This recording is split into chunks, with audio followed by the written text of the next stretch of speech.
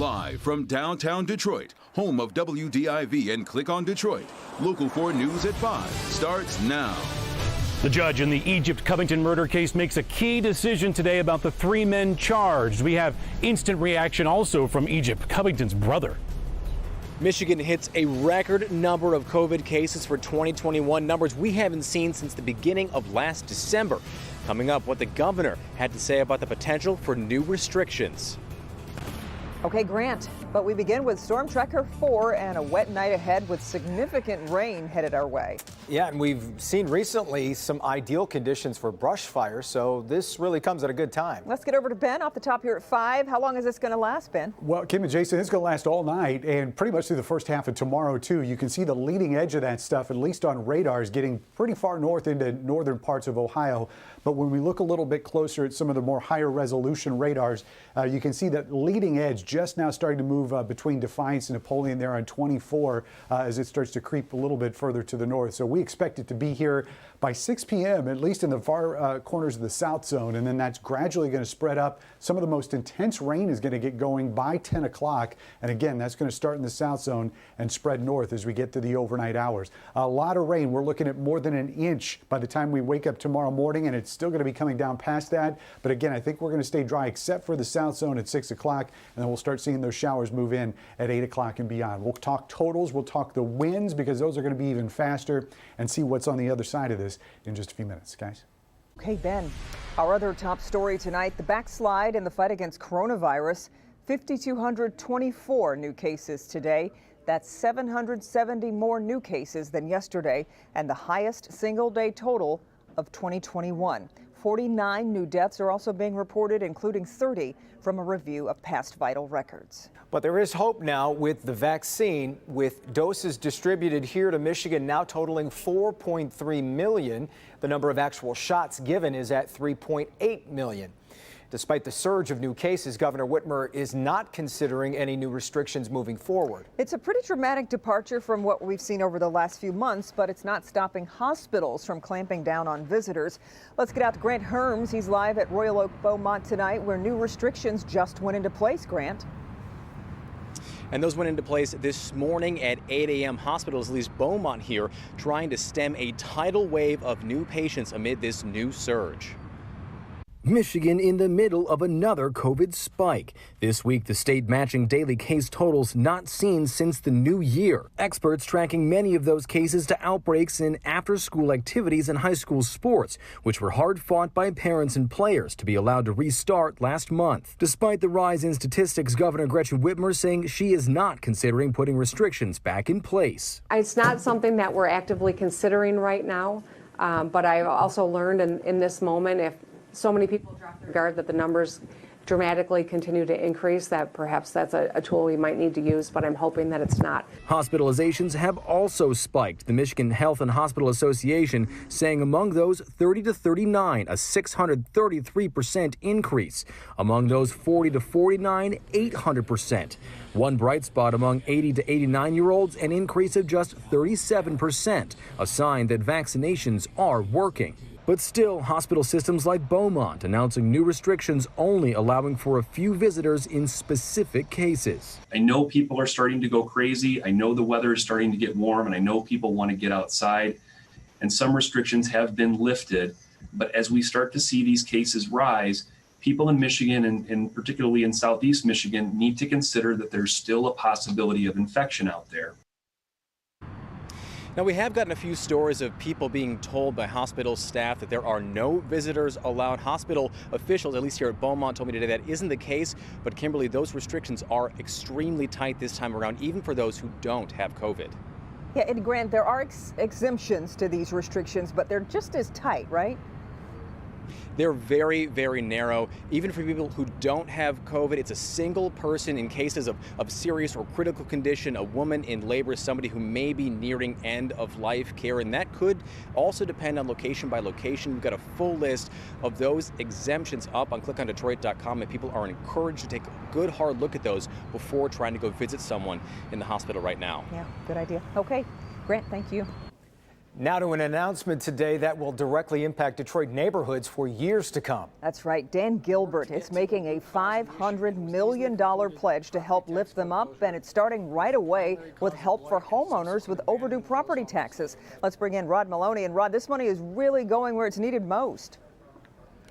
Well, you know, this is the first project that Dan Gilbert sees as the problem. And of course, the county, the city, and even Dan Gilbert himself have been working on this problem for the past 10 years, and they've made significant progress. But Gilbert believes there are still about 20,000 people in the below the poverty level of about $21,000 that need this kind of help. And he wants to give it to them so they can look forward and not back. No person should have to make the decision, the choice between keeping their home or feeding their family. So he and his wife Jennifer are pledging $500 million through their charities to make a real impact on the problems people face on the ground in the neighborhoods. The first effort will put $15 million into paying back property taxes Gilbert believes often can lead to grinding generational poverty. We'd rather go deep on a handful of important, critical issues and have major impact on them than just start spreading out money like Santa Claus. This is also the start of targeted giving to have Detroiters stop looking backward financially and move forward maintaining and improving their homes. Mayor Mike Duggan says foreclosures are no longer the big problem. The stress is that you have people from bills from 4, 5, 6 years ago hanging over their heads, making them insecure in their life every day. And what the Gilberts have done today is give them a road to financial security. Still, this tax debt retirement money will inevitably end up in the city and county coffers, but Wayne County Executive Warren Evans says there's a lot more at stake here. I'd much rather see property taxes paid, interest and penalties waived, fees removed, and people have the ability to pay their taxes. That's going to build a strong Wayne County. Now, they stress that they don't want this to give people reason to not pay their property taxes. In fact, Gilbert said this is the reason to pay property taxes. Also, it's about $15 million they figure can solve this problem for the most part. And so that leaves hundreds of millions of dollars left to go after other problems. And Dan Gilbert says he hasn't decided what the next one should be. He said, let's take care of this. And as they go, they'll be flexible in figuring out the next thing to do. Nonetheless, a huge announcement today, Rod. So I'm wondering, Gilbert, he said that recovering from his stroke is like a marathon. How did he look to you today? Well, he looked much better than the last time we saw him at the Motor City Casino about a year ago, where he had to be wheeled out in a wheelchair and helped to stand up. Today, he was able to actually walk out to the podium.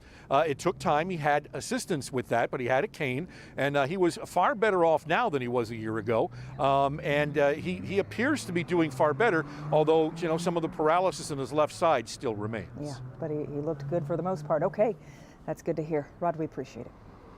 For the first time since taking office, President Joe Biden held his first formal news conference today. In it, he addressed everything from the growing crisis at the southern border to reopening schools across the country. Alice Barr is in Washington tonight. Jason, this first press conference comes later than in several past administrations. The president stressing he's been focused on fighting the pandemic and passing COVID relief. But today, immigration and the border surge took center stage. Please stand. Thank you. President Biden began his first news conference in office, trying to make some news of his own on the fight against COVID. That's right. 200 million shots in 100 days. I know it's ambitious, twice our original goal. While the pandemic has been a major focal point of his presidency, other urgent challenges took center stage, with immigration taking up the majority of questions. The president pressed on his response to a surge in migrants at the southern border. All the policies that are underway were not helping at all.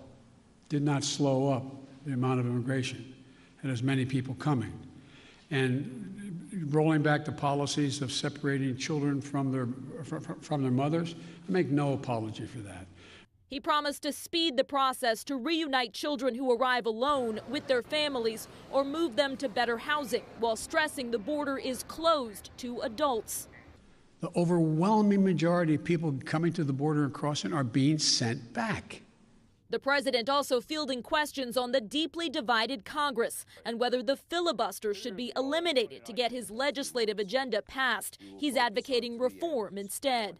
we're going to get a lot done. And if we have to, if there's complete lockdown and chaos as a consequence of the filibuster, then we'll have to go beyond what I'm talking about.